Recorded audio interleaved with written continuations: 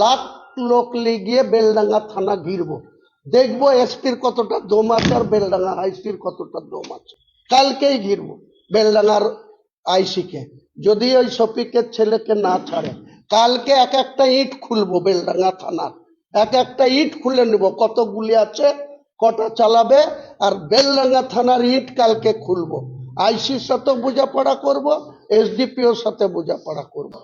ফেব্রুয়ারি আসতে দিন, ইলেকশন কমিশনকে হাতে ক্ষমতা যেতে দিন, তখন এই সব বাহাদুর ওসি, এসপি, বেলডাঙ্গার আইসি আমাদের পার্টি করার জন্য শফিক বলে বেগুনবাড়ির একজনা, ওই যে নাজমুল যে মুফতি, সে এসডিপিও উত্তম গড়াইকে পাশে বসিয়ে বাবরি মসজিদের বিরোধিতা করছিল। তার জন্য আমি গত পরশুদিনকে দাঁতপুরের বাগানে বলেছিলাম প্রয়োজন হলে নাজমুল মুফতিকে রাস্তায় ফেলে পিটাবো। তা আমি বলেছিলাম যে আমার জামাইরা নাকি বেআইনি ভাবে রোজগার করে এই যে বাড়ি, এই যে ভাটাটার বয়স 20 বছর, এই যে গোডাউন বা অনুষ্ঠান বাড়ি এটারও বয়স 12 বছর,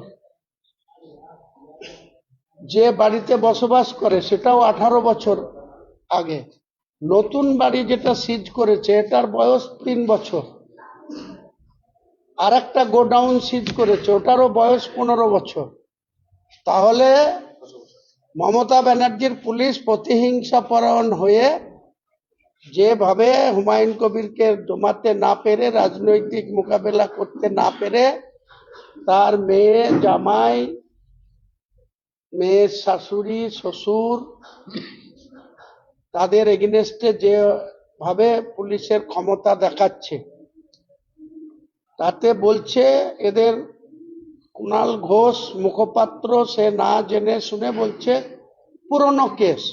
আমি কুণাল ঘোষকে চ্যালেঞ্জ করছি, মমতা ব্যানার্জিকেও চ্যালেঞ্জ করছি, কোন পুরনো কেস শরীফুল ইসলামের নামে আছে, ইয়ারুন্নেসা বিবির নামে আছে, নাজমা সুলতানার নামে আছে, রায়হান আলীর নামে আছে, তার কেস নাম্বার বলা হোক, এফআইআর নাম্বার বলা হোক, কোন সেকশনে কেস, কোন এনডিপিএস ধারায় কেস, বলার ক্ষমতা এদের নাই।